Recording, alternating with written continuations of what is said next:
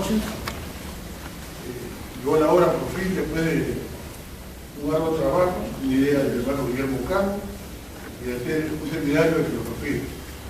Con la presidencia del hermano José Pereira Nino, hemos logrado ese objetivo. Nos hemos preparado un poco, hablando en la sala de conferencias que se celebraron a la vez del nuevo consejo.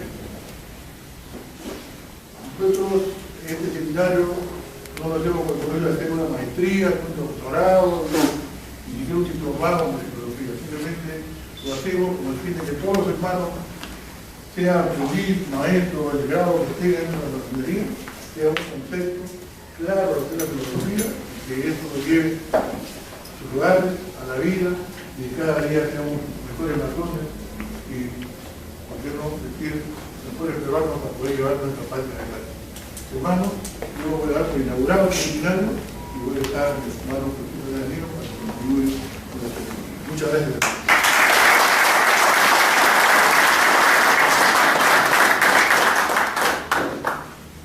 Hermanos, antes de presentar el expositor, algunas notas que son importantes referentes a la seguridad. Ustedes saben que ITESI nos obliga a que todos conozcan las zonas de evacuación en lugares seguros. En caso de ocurrir cualquier evento, sabemos que no va a pasar, pero estemos preparados. Por favor, las zonas seguras es saliendo a la derecha, hay unas columnas y unas vigas al fondo, y en esta zona de aquí, o en la zona de la izquierda. No se precipiten, tengan calma, van a ser dirigidos de forma ordenada para evitar los problemas. En segundo lugar, tenemos 3 baños, 4 en realidad, pero 3 los más cercanos, en todos los lugares, al fondo de la derecha tenemos uno. En el segundo piso, la mezanina, a la derecha también hay otro, y en el primer piso tenemos también otro cerca al templo de José, y también a la mezanina, en la subida hacia el gabinete del soberano recomendador hay otro baño. Ustedes al ingresar vieron, hemos puesto una mesa en el fondo, fueron 45 minutos de exposición, vamos a tener un coffee break. Por favor, cuando ingrese en la próxima fecha, esperemos el coffee break. Abajo tenemos una cafetería de paso. Si ustedes llegan y quieren tomarse un cafecito, con toda libertad pueden utilizar la cafetería del primer piso ingresando a la izquierda. Mantengamos también el orden en la distribución de las mesitas del fondo para la hora de coffee break. Para los hermanos que tienen movilidad, nosotros tenemos un acuerdo con el partido aprista, los compañeros, segundo grado, pueden entrar por el último pasaje de la calle Caraguas hacia la izquierda, al fondo. Ellos nos permiten estacionar ahí 5 soles por noche, para los que tengan movilidad. Pues bien, y ahora me toca presentar a nuestro expositor. Se trata del respetable hermano Daniel Javier Catales Perea, nacido el 29 de agosto de 1946, pertenece a la Leal Benemérita Respetable Logia Simbólica Estrella de Italia número 49, del Valle de Lima. Nuestro respetable hermano se inició el 22 de septiembre de 1992, se adelantó el 22 de junio de 1993 y se saltó el 21 de agosto de 1994. Es venerable maestro, fue venerable maestro en el 2002 y 2003 de la Benemérita y Respetable Logia Simbólica Acrópolis número 68.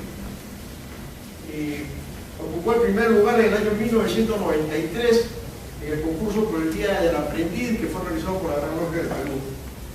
En su formación profesional, él estudiaba en la Pontificia Universidad Católica del Perú, en la Facultad de Letras y en la Facultad de Ciencias Sociales.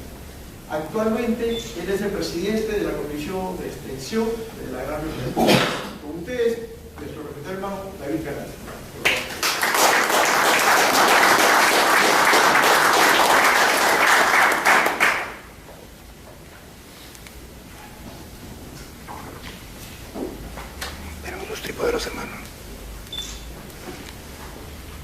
Con vuestra derecha, ilustre y poderoso hermano Héctor Jardán, soberano gran comendador del Supremo Consejo del País del proceso ha sido aceptado para el Perú.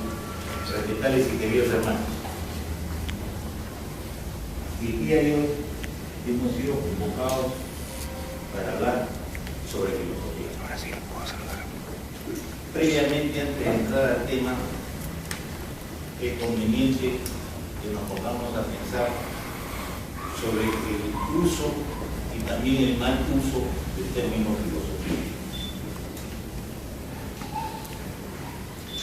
Tenemos que tener presente que cuando hablamos de filosofía, esta expresión se maneja de distintas formas de acuerdo al uso que le da determinadas escuelas, determinadas posiciones. Quiero mencionarles como anécdota previa que yo este tema lo dejé de manejar hace 40 años atrás, 42 años atrás para precisar. Sí. Y una vez convocado por todos vosotros, empecé a indagar nuevamente en mi biblioteca y me encontraba con varias sorpresas. Varias sorpresas. La primera es que aquella formación que yo tuve en su época, en el curso de filosofía y luego también en la especialidad de filosofía, se mencionaba temas, se mencionaba actitudes que no corresponden con la realidad. Me explico. Desde hace aproximadamente 45 o 50 años atrás, especialmente en las universidades tanto italianas, francesas como alemanas, se da un nuevo ímpetu, un nuevo esfuerzo para poder enfocar todo lo que es historia. Esto por un tremendo sesgo y una tremenda influencia de la corriente humanística. Y cuando hablamos nosotros de humanismo, inmediatamente tenemos que pensar el retorno, la búsqueda del inicio. Y esa especialidad es lo que se llama la filología. Respetarles y queridos hermanos, en su oportunidad previa se les alcanzó una bibliografía. Es una bibliografía que voy a través de mi hermano José Fernández, voy a pedir que agreguen 2 libros más, que son bastante ágiles, pero bastante interesantes. Del tema que hoy nos ha convocado, definitivamente lo apasionante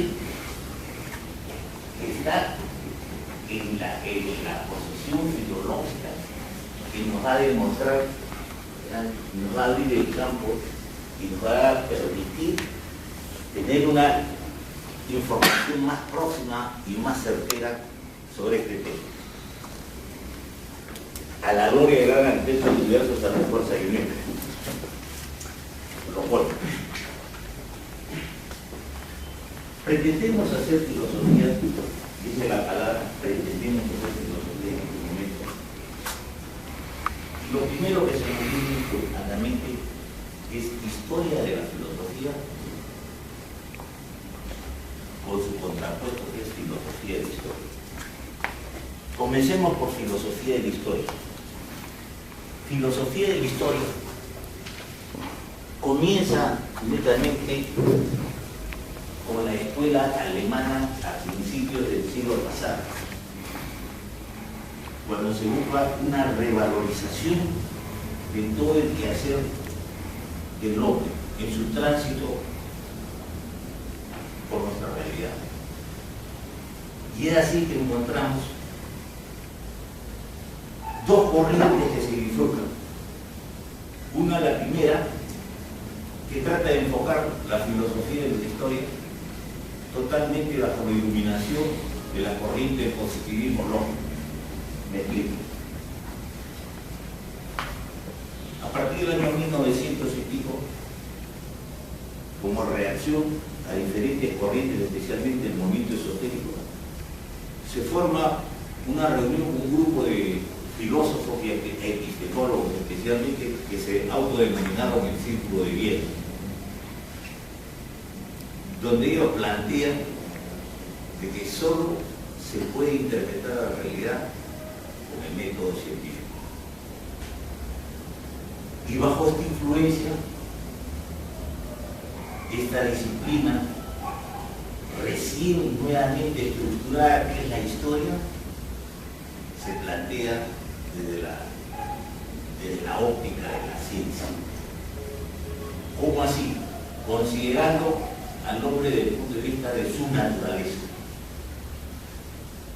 Y la otra corriente que plantea que el hombre, en su condición inherente, que es lo que le afirma y le permite el tránsito feliz de su existencia, estamos hablando de dignidad, lo básico es su libertad.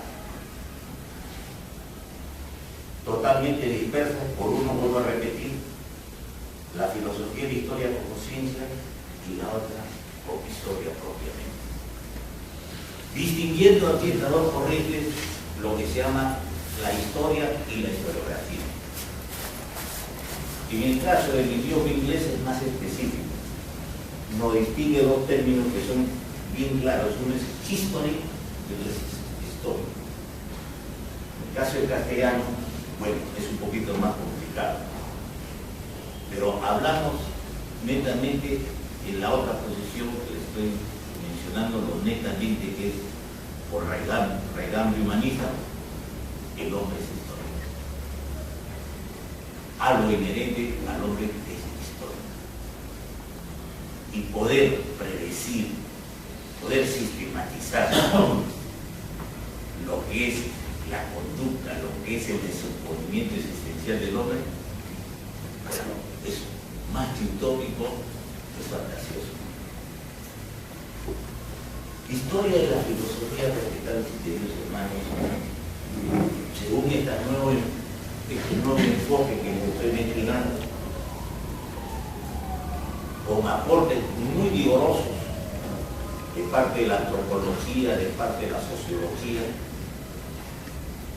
nos permite dar una visión mucho más amplia y mucho más dinámica de lo que es historia de la filosofía. Entonces, como mencionaba hace unos momentos, que yo he tocado la puerta después de 42 años a lo que nosotros conocemos como los códigos. Más adelante voy a desarrollar por qué los códigos. ¿Y qué cosa me ha sorprendido? Me ha sorprendido que aquellos temas que eran tan áridos en mi época ahora son totalmente apasionantes. Se ha podido totalmente separar aquello que técnicamente se llama la influencia doxográfica. Me explico.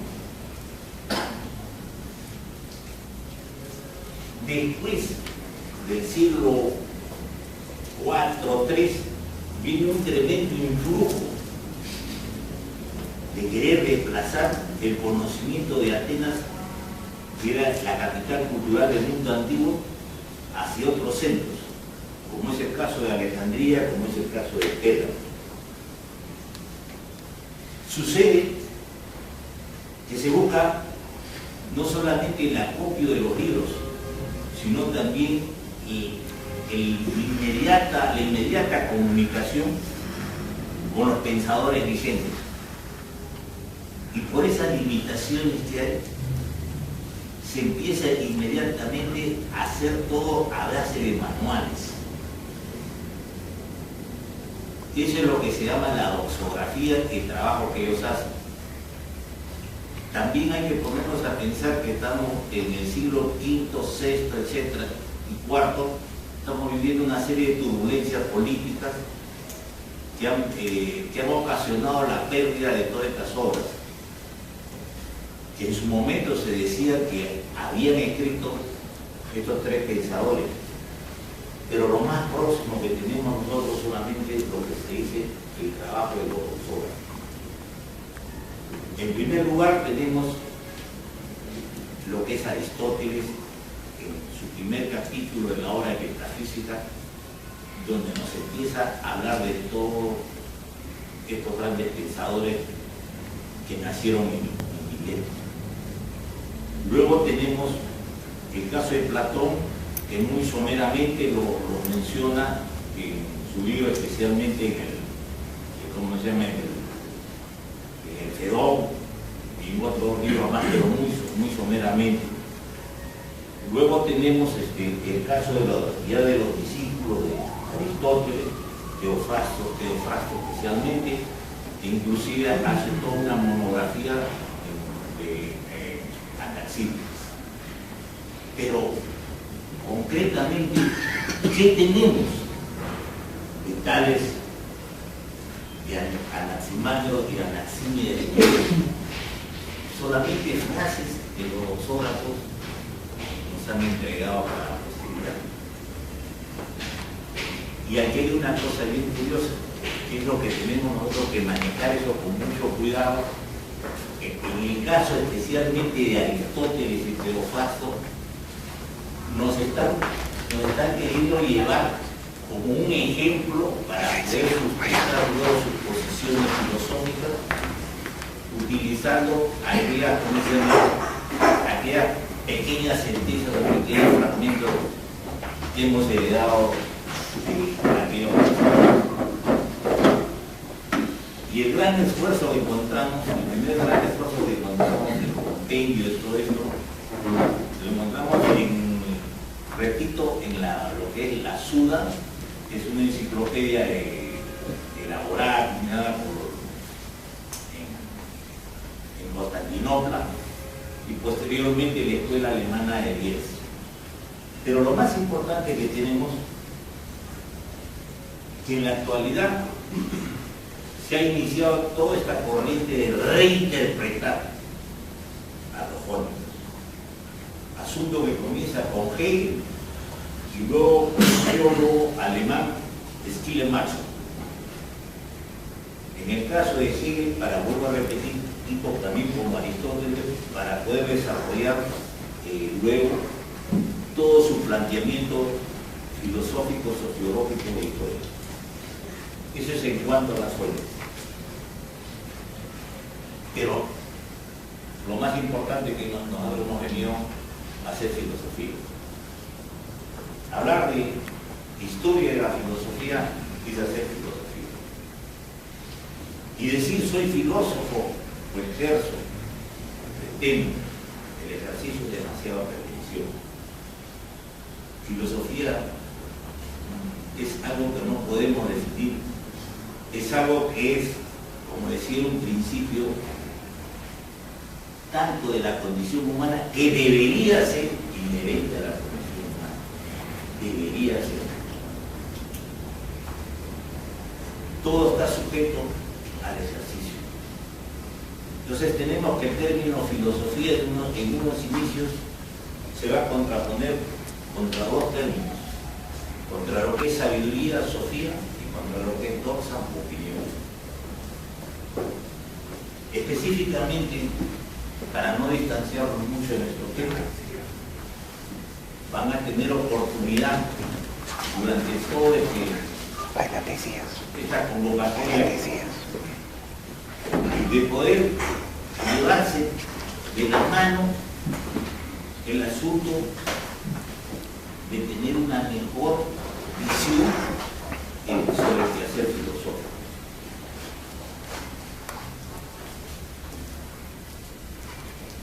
Doxa como opinión, sabiduría como también un ejercicio de vida, pero filosofía como sistematización. Vamos a dejar ahí, que es la primera conferencia, vamos a repetir pretenciosamente. Esperamos que al término de todo el ciclo ya se tenga claro lo que es como vivencia la filosofía. La filosofía se ocupa de cuatro campos bien delimitados. El ser, el conocer, los valores y la existencia. Por eso decía un principio, un sistema, donde todas las partes van a involucrarse recíprocamente. Ahora nos vamos a entrar de pleno a lo que es los formas. En este en este asunto quiero llevar un poquito de la mano de Hans-Georg Gadamer, que escribió un libro. Voy a hacer llegar la bibliografía a través del hermano Fernández, Los inicios de la filosofía occidental. Entonces, Gadamer nos dice lo siguiente, que para poder nosotros penetrar en ese mensaje que nos han dado los cómicos, tenemos que abordarlo en 3 niveles. En primer nivel, tenemos que ver la situación geográfica, la situación contemporánea de estos pensadores. La segunda, otro de los grandes retos que tenemos, es el influjo del mito. Y el tercero, que todavía mucho más atrás, el Ecuador. Entonces comencemos en primer lugar sobre Mileto. Las últimas excavaciones que se han hecho nos han permitido ya tener un mejor panorama de todo lo que nosotros conocemos como la Grecia clásica. Y en los manuales de muchos años atrás nos decían que había una época, una edad oscura. Sucede que el gran arqueólogo Evans, discípulo de Stevenson, en las excavaciones que hace en toda la zona de Creta, logró encontrar algo muy interesante. Era una ciudad que tenía bastantes avances científicos. Tenía agua, tenía desagüe, tenía inclusive agua caliente. Estamos hablando aproximadamente en el siglo XII, XIII a.C. Y después, aquí viene lo más importante, que siguen ahorita las investigaciones. Se habla de varios factores, uno de ellos de cataclismos, que han desalojado, ¿cómo se llama?, por estos fenómenos, a toda esta población que los ha hecho desplazar. Uno. Otro que también es muy importante, que no debemos dejarnos de lado, de pensar, que esta cultura, vamos a denominarle un poquito adelantando, Creto Micenoico, tenía una cosa peculiar, eran grandes comerciantes, que es lo que en la historia de la cultura llamamos talasocracia, grandes navegantes. Voy a pedir por favor que me vayan siguiendo con todo el tema, porque lo que estoy sosteniendo nos va a permitir el desarrollo de estos 3 pensadores. Entonces, estábamos hablando entonces de talasocracia, recorrían todo el Mediterráneo, inclusive llegaban hasta Carmelo. Y en el caso de Egipto, por ejemplo, específicamente, tenían ellos un tratamiento especial de parte de los faraones y pudieron fundar una colonia en el delta del Nilo, Náufragas. Asimismo tenían estrechas relaciones con todo lo que es las culturas técnicamente que conocemos nosotros siendo ustedes. O sea, estamos hablando de que es el Éufrates. Y por estos cataclismos es que ellos se han desplazado. Entonces, lo primero que vamos a encontrar de la curiosidad que nos va a sacar un poquito de libreto es que Mileto estaba fundado mucho más antes que lo que conocemos como Atenas, que conocemos como Athos. Porque a nosotros nos dieron esa idea que era una colonia. No. Sí era una colonia, pero una colonia de la cultura creto-bizantina. Y hablar hoy de Creto-Micenoica es una cuestión que nos sorprende, que a través de toda esta ciencia arqueológica nos deslumbra. Tan es así que Platón creó el famoso mito de la Atlántida. Y hoy los especialistas dicen que a lo que se refería a Platón en la Atlántida era justamente la cultura creto-micenoica. Entonces tenemos que Mileto Posteriormente, con el influjo ya de la hegemonía de las culturas eólicas y las culturas dóricas, ya sí se convierte en una colonia de ellos. Pero anteriormente ya tenía una independencia, antes, una autonomía, que estaba subyugada por los poderes políticos hegemónicos de los alrededores, correcto. Sí, pero tenía por esa ventaja, el comercio y el desplazamiento, tenían una cierta autonomía, ¿no?, que les permitía tener una manifestación cultural, entre comillas, ¿cierto? Miletos, grandes navegantes, grandes comerciantes. Ahora pasamos al segundo punto, que es el mito. En la actualidad, para poder entender el mito, tenemos que poner al mito frente a dos ¿cómo se llama?, temas también muy interesantes. Uno que es la leyenda y otro que es la utopía. Nos dicen los especialistas que cuando hablamos de mito, hablamos de una interpretación religiosa que nos va a dar una explicación de los orígenes. Y aquí vamos a encontrar algo muy importante, que es una de las razones que yo he descubierto por qué en mi época este tema era tan árido. ¿Por qué? Porque este tema ha estado direccionado.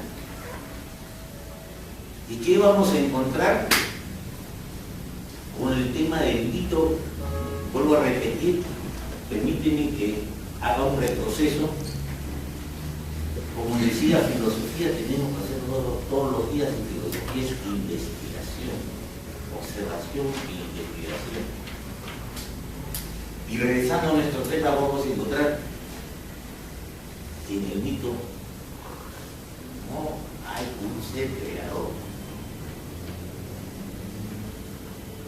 En el mito griego vamos a encontrar que todo se inicia a través del caos. El mito, en su primera expresión, la tenemos primero con Homero y sus 2 obras magnas, la Ilíada y la Odisea.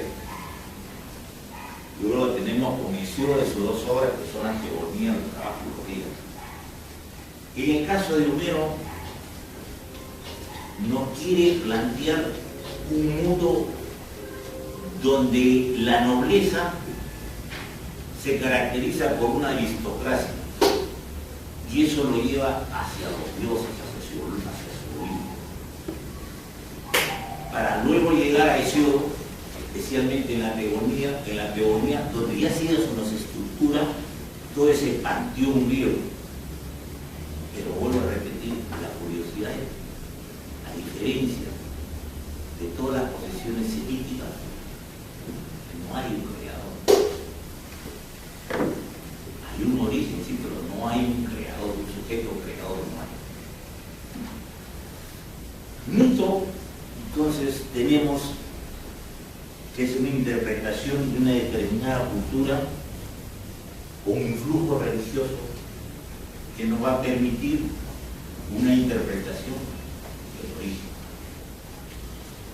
Y a su vez, leyenda es una interpretación local. Frente a lo que es mito con una pretensión general, casi universal. Y leyenda es una interpretación también fantasiosa, también una interpretación, vamos a decirle alegórica, es la palabra, pero circunscrita a un determinado espacio geográfico, a un determinado espacio cultural. Y en el caso de la utopía, es una pretensión que se puede lograr. Algún día se logrará y dejará de ser utopía. Utopía fue pensamiento, por sin ir muy lejos, los clásicos que conocemos de los más modernos. utopía fue más inmediato que esa temprana. Cuando hablaba que tenemos que recomenzar nuevamente después de la catástrofe de la guerra, ya dejó de ser utopía. Eso es lo que entonces nos está trayendo estas nuevas inquietudes históricas y filosóficas. Y en el caso de historia de la filosofía, es algo que permanentemente vive, permanentemente lo recreamos. Y es lo que estamos haciendo ahora, recrear a Tales, a Anaximandro y a Anaxímenes. Y el último punto que quería mencionarles, siempre siguiendo un poquito de la mano de Pancho Gávame, era lo que nos decía, vamos más atrás.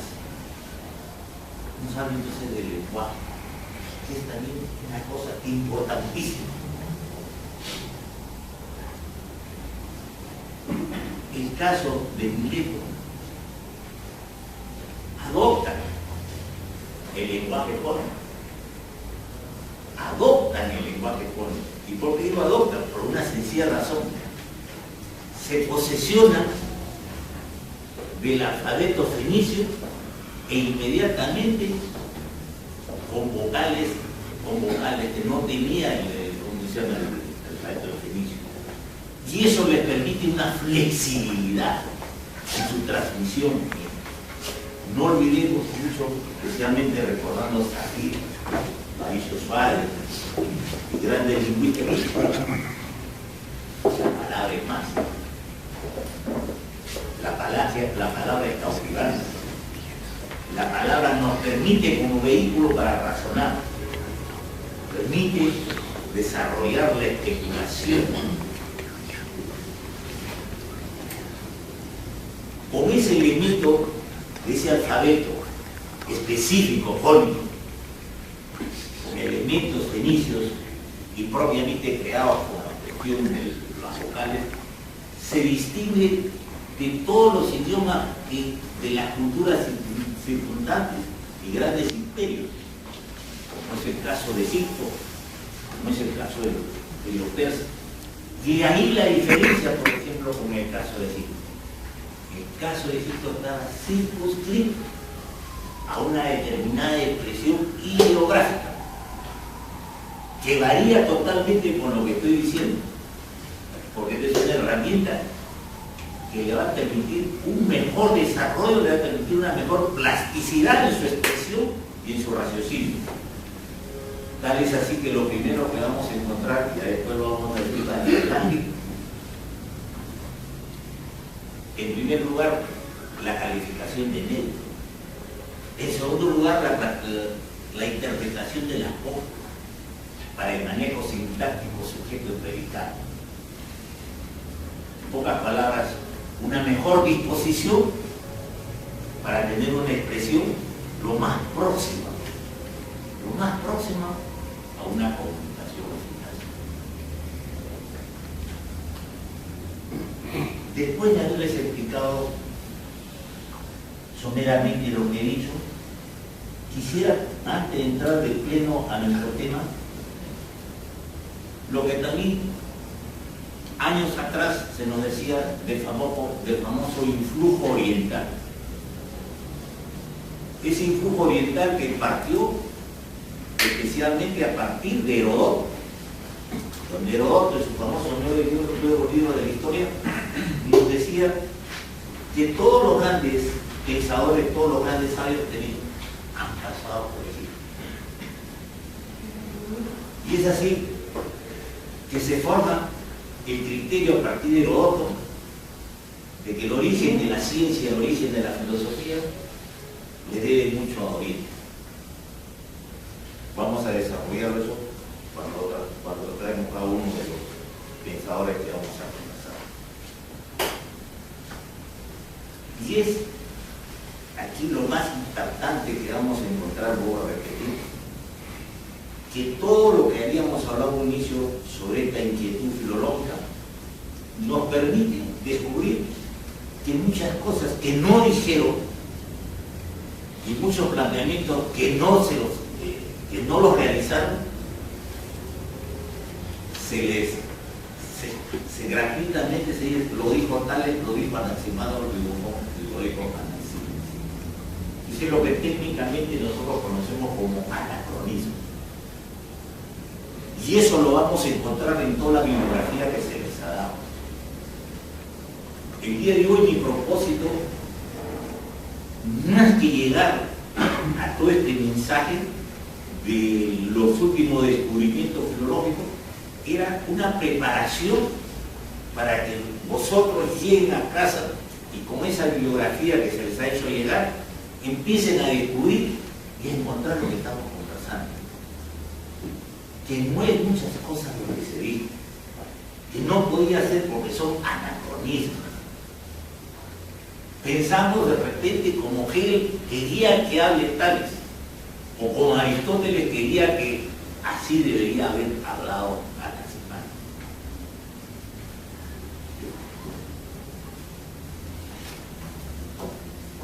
Una de las cosas que es muy apasionante en este tema, como yo lo mencionaba, y se nos dice el influjo de la mitología, los órganos. Y aquí hay una cosa bien importante. Estamos hablando, como decíamos, que todo ese planteamiento numérico y hesiódico era todo bajo el flujo religioso. Era donde cada elemento, cada, ¿cómo se llama?, manifestación, cada fenómeno se identificaba con una determinada divinidad. Entonces comenzamos en primer lugar distinguiendo aquello para un lado, aquello para un lado, y eso se lo recomiendo que lo lean en casa para que no empezamos a diferencia, que se planteó en su época en esa oposición entre mitos y logos. Mito, cuando dice, entre comillas, una fantasía, una cuestión religiosa, y luego una cuestión racional. Entonces comenzamos primero con Tales. Tales de Mileto, considerado casi toda la historia antigua como uno de los 7 sabios de Grecia. De Tales de Mileto, ¿qué nos dice toda la doxografía? Muchas cosas. Tales de Mileto solamente, originalmente, si tendremos 5 frases, a lo mucho, es bastante. Todo lo que se nos hemos heredado a Tales de Mileto, vuelvo a repetir, bajo el influjo especialmente de Aristóteles, especialmente de Teofasto, especialmente de Aexio, especialmente de Plutarco, etc. Se nos dice que Tales de Mileto, más o menos aproximadamente, nació entre 620 y 680 a.C. Se tiene como referencia un famoso eclipse. Un famoso eclipse que nos dice la tradición que lo vaticinó Tales de Mileto. Hay en la bibliografía que se les ha hecho llegar, tenemos el libro de George Sardón, Historia de la Ciencia, donde nos demuestra que no puede haber tenido esa capacidad Tales de Mileto para poder prever que iba a suceder un eclipse. Es más, inclusive está demostrado hoy por hoy con la historia que tan avanzada era la astronomía caldea y babilónica que no tenían esa capacidad. Que sus cálculos astronómicos solamente les permitía a grosso modo identificar qué iba a suceder este fenómeno. ¿En dónde? Difícil. Por eso que ellos repartían a todos sus sabios por todo el imperio para ver el espectáculo. Pero entonces, ¿cómo es que Tales de Mileto pudo decir va a haber un eclipse? Y ahí comenzamos con el gran codicio de Tales de Mileto.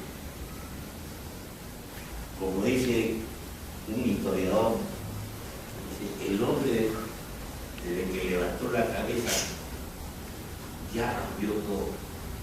¿Fue Adán? No sé, pero más creo que fue Tales. ¿Cómo es que llega Tales a calcular? Disculpe la expresión, está mal. ¿Cómo es que Tales puede decir, va a haber tal eclipse? Por una sencilla razón, las informaciones de los últimos 15, 18 años como gran comerciante que era la Mileto, había logrado tener ese contacto con los babilónicos, gallegos babilónicos. Entonces hace una especulación. De tal año a tal año sucedió, de tal año a tal año sucedió. Y dice, tal año va a haber un eclipse. Y por coincidencia, ese eclipse se suscita en medio de una batalla. Yo digo, ese es un hombre sabio. Ese es un hombre sabio. Pero lo que quiero decirles, cómo con esa atracción ya Tales pudo distinguirse. Luego tenemos que Tales nos dice, aquí viene otra de las cosas que hay que tener mucho cuidado cuando estábamos hablando del anacronismo.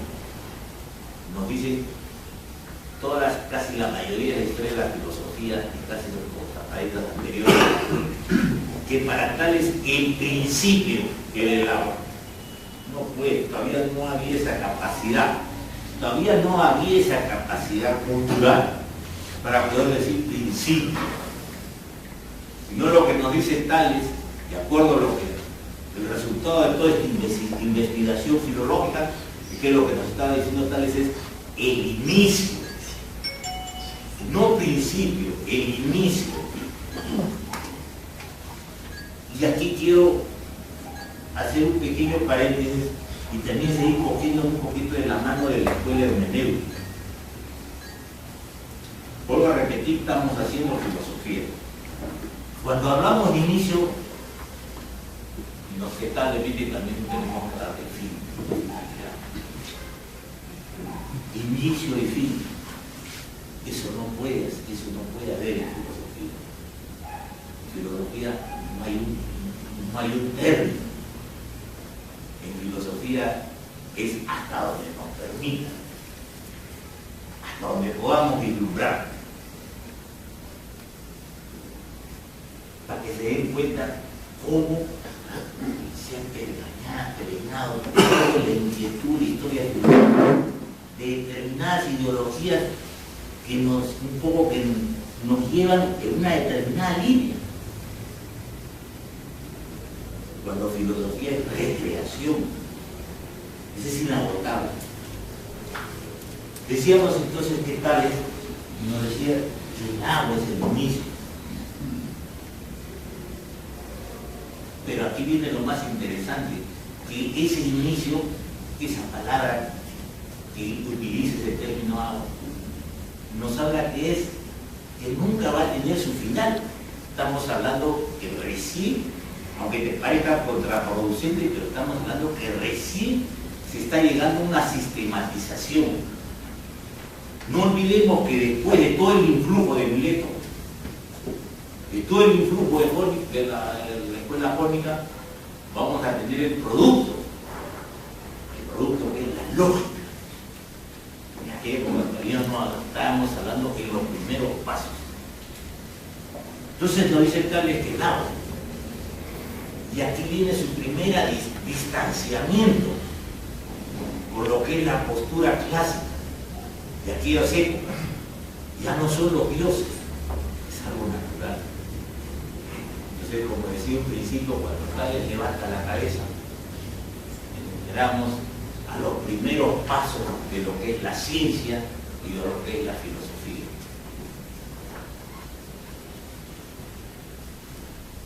Después se nos cuenta una serie de curiosidades de Tales, que son cosas que ya un poco que las matiza, especialmente Aristóteles. Nos habla de que había, para poder demostrar que él podía ganar dinero, aprovecha una excelente cosecha de aceitunas y contrata casi todos los molinos de la localidad De tal manera que el día que cosechen tienen que buscar a eso, por supuesto que no sería Aristóteles. Igual también se nos habla también Aristóteles, que un hombre tan pendiente dice del quehacer astronómico, un día se cayó y se clava en la cola de risa. Todo llevado para poder Aristóteles fundamentar X cosas. Ahora hay otra cosa también que no debemos dejar de un lado. Todos los manuales, repito, los manuales nos hablan de una escuela jónica.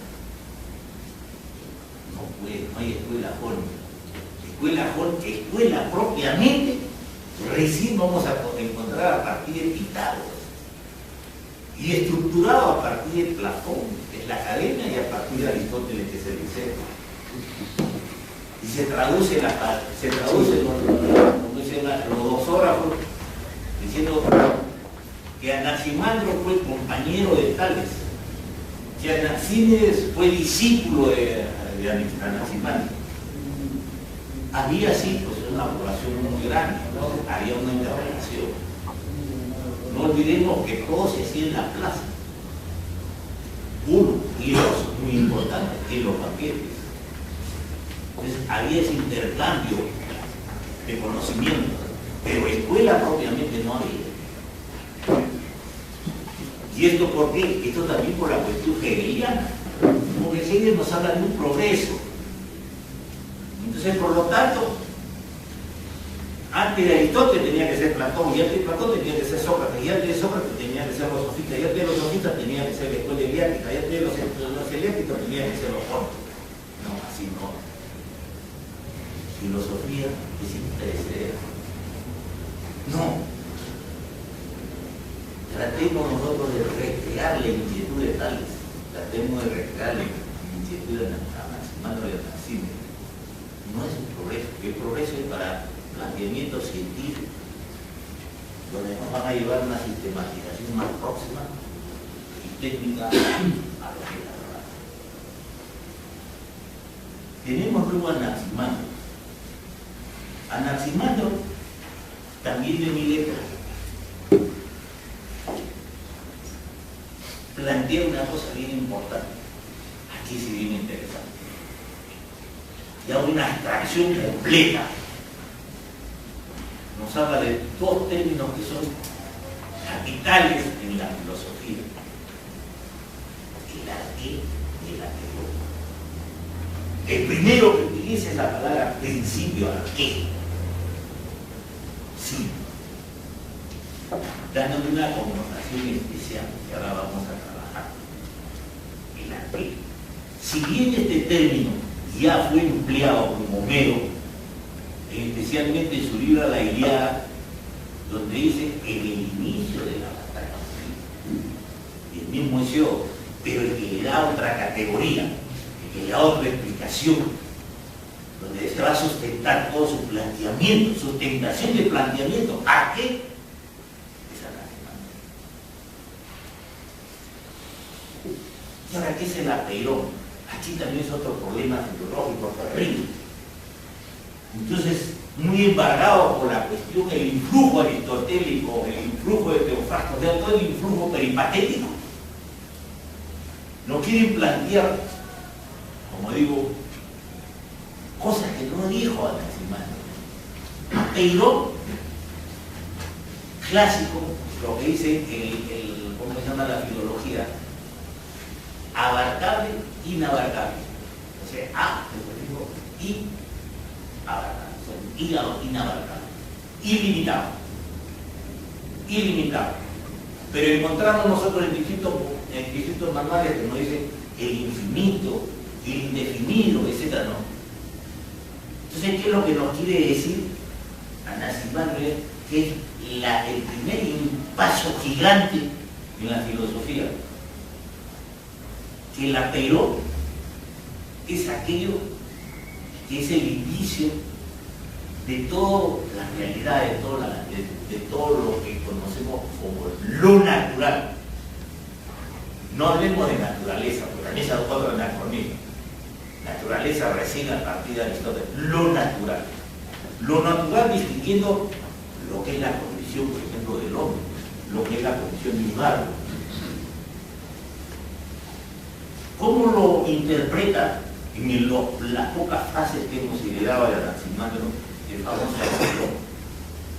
Lo interpreta como algo que abarca, y a partir de ese abarca viene la primera oposición que se descubre: lo frío y lo caliente da origen. Pero ¿cómo da origen? Y entonces un poquito para llevarnos, como decía, para hacer un poquito de filosofía también tenemos que hacer una cuestión un poquito coloquial. Pensemos un poquito en la licuadora, o pensemos un poquito nosotros en el lavatorio, cuando corremos el agua, sacamos el tapón, corre el agua. Entonces ese es el concepto que nos quiere decir Anaximandro, que este apellido en un determinado momento, en una fuerza, origina el frío y el caliente. Y en ese frío y en ese caliente es que comienza el origen del universo, el origen de las cosas.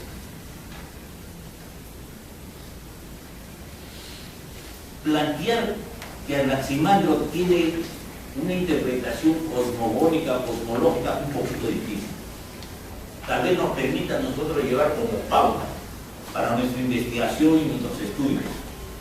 Todo está totalmente, como se dice, coludido los términos, coludida toda la inquietud, porque lo que nos queremos rescatar de Anaximandro, lo vuelvo a repetir, ese gran esfuerzo, esa gran capacidad de abstracción para dejar a un lado, entre comillas, un elemento natural. Pasamos a Anaxímenes. Anaxímenes, también muchos manuales nos dicen que es un retroceso, porque nuevamente se va el elemento. Y Anaxímenes nos dice que es el aire.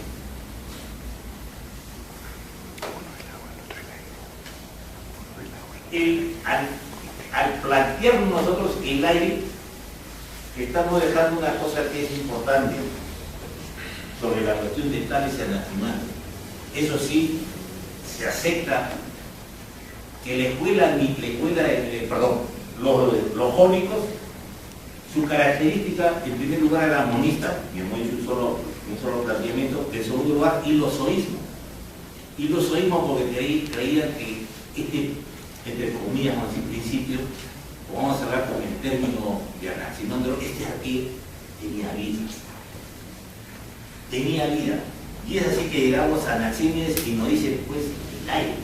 Pero el aire, ¿cómo lo traduce él en ese vocabulario limitado que tiene como neuma? Como neuma.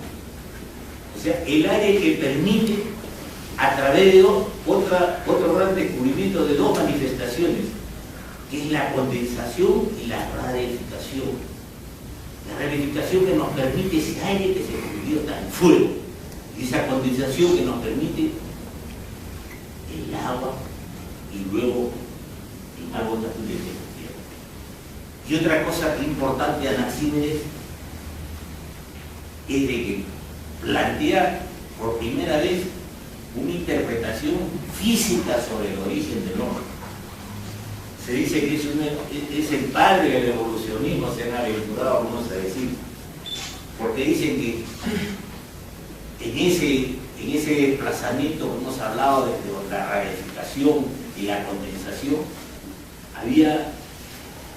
la vida se origina en un limo, y se origina especialmente en un ser con escamas. Y cuando hay la desecación, ese ser se va a la tierra y se desprende de las escamas para convertirse en los seres vivientes que conocemos. Y el hombre dice, no, el hombre también es ese pez, una especie de pez.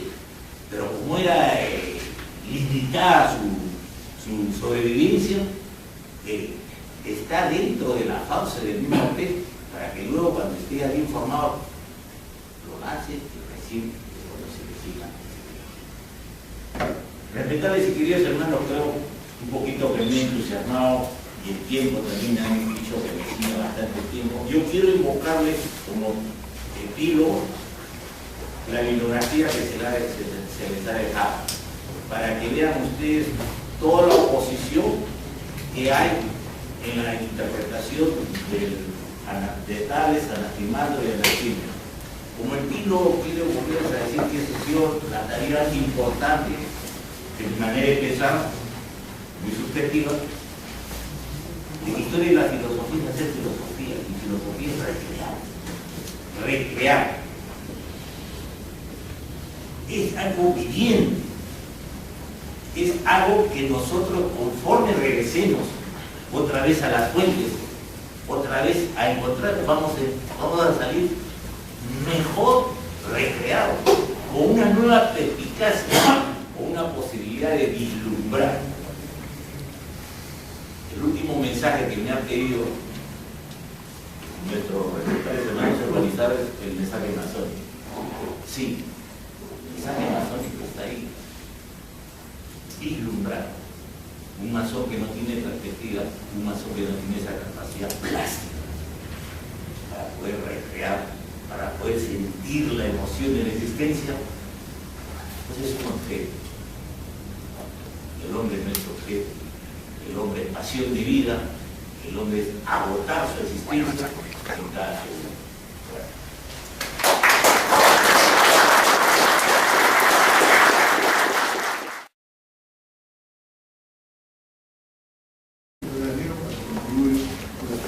Muchas gracias.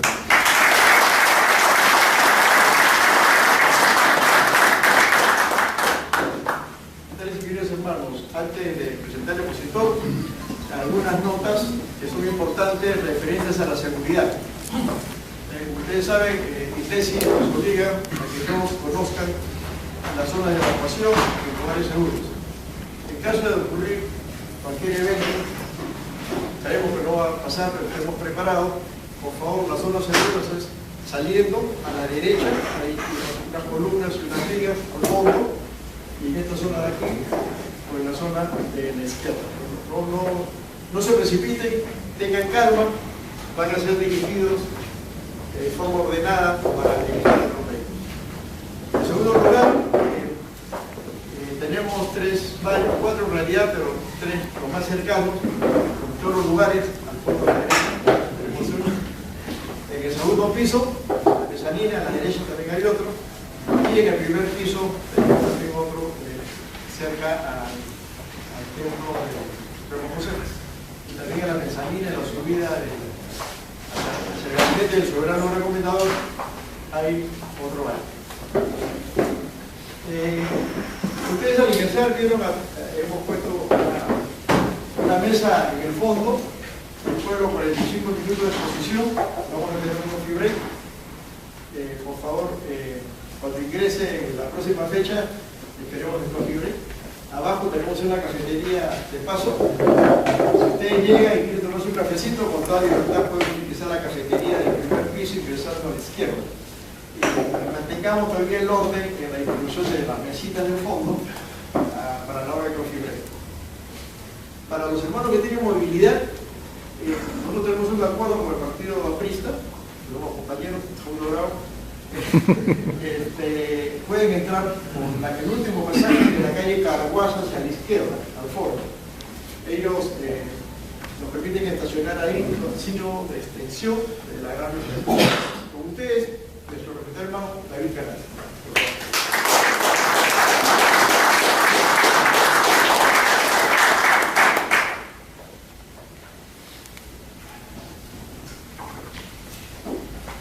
Tenemos los tripoderos, hermano. Con vuestra derecha, ilustre y poderoso hermano Héctor Farrán, soberano gran comendador del Supremo Consejo del Juez que el proceso ha sido aceptado para el Perú. Respetables y queridos hermanos, el día de hoy hemos sido convocados para hablar sobre filosofía. Ahora sí, puedo saludar. Previamente, antes de entrar al tema, es conveniente que nos pongamos a pensar sobre el uso y también el mal uso del término filosofía. Tenemos que tener presente que cuando hablamos de filosofía Fiesta y expresión. 5 soles por noche, para los que tengan movilidad. Pues bien, y ahora me toca presentar a nuestro expositor. Se trata del respetable hermano David Javier Catales Perea, nacido el 29 de agosto de 1946, pertenece a la Leal Benemérita Respetable Logia Simbólica Estrella de Italia número 49, del Valle de Lima. Nuestro respetable hermano se inició el 22 de septiembre de 1992, se adelantó el 22 de junio de 1993 y se saltó el 21 de agosto de 1994. Es venerable maestro, fue venerable maestro en el 2002 y 2003 de la Benemérita y Respetable Logia Simbólica Acrópolis número 68. Y ocupó el primer lugar en el año 1993 en el concurso por el Día del Aprendiz que fue realizado por la Gran Logia del Perú. En su formación profesional, él estudiaba en la Pontificia Universidad Católica del Perú, en la Facultad de Letras y en la Facultad de Ciencias Sociales. Actualmente, él es el presidente de la Comisión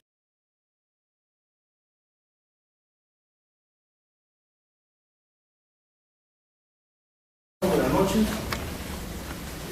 Llegó la hora por fin, después de un arduo trabajo, una idea del hermano Guillermo Cano, y de hacer un seminario de filosofía. Con la presidencia del hermano José Pérez Danino, hemos logrado su objetivo. Nos hemos preparado un poco, hablando de la sala de conferencias que se colaboran a la vez del nuevo consejo. Nosotros en este seminario no lo hacemos con el modelo de hacer una maestría, un doctorado, ni siquiera un diplomado en psicología. Simplemente lo hacemos con el fin de que todos los hermanos, sean aprendiz, maestro, el grado que tengan en la masonería, sea un concepto claro de la filosofía, que eso nos lleve a sus lugares, a la vida, y cada día seamos mejores masones y, por qué no decir, mejores peruanos para poder llevar nuestra patria adelante. Hermanos, yo voy a dar por inaugurado este seminario y voy a estar en manos